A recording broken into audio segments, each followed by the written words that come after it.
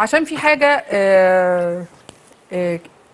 قويه قوي وناس كتير بتسال عليه، يعني او ناس كتير عندها مشكله، الناس اللي بتشخر بالليل وهي نايمه.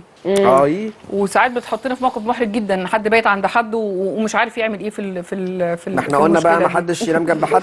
لا نايم لوحده يا سيدي ما بيحبش شخيره جاي الاوضه الثانيه ممكن. ايوه على فكره في المصيبة ناس، دي. لا في ناس تشخيرها عالي جدا في النوم للاوض الثانيه. الاوض الثانيه بص بقى والله قبل البيت النوم كله يصحى عشان في انسان نايم.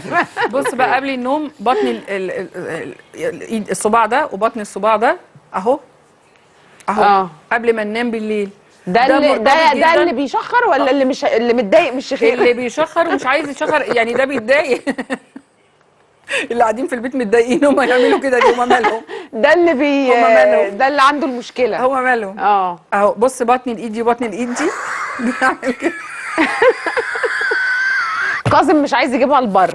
جماعه بعد اذنكم انا عايزه بطن سونيا ابقى لوحدي بعد اذنكم. مش هتخلص. يلا كملي خليك انت في التمرين بتاع النوم وسيبني. ايوه ده للشخير. ايوه مش قوي كده يا شريف.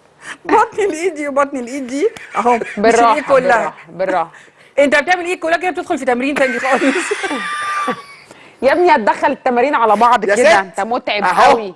ها ماشي. البالم مش دي البالم؟ ايوه بطن الايد دي لا مش البطن دي كده. الكاميرا فين؟ اهو دي تمنع الشخير. على فكره الموضوع ده مهم جدا لان في فعلا ناس بتبقى محرجه بتتضايق. ايوه طبعا الموضوع صعب. في ناس بتنفصل بسبب الموضوع ده. صح. قلت لك انا والله بجد يعني دي يعملها كل يوم هتفرق. قبل ما ينام بالليل بتقلل جدا جدا جدا الموضوع ده. طب تحفه.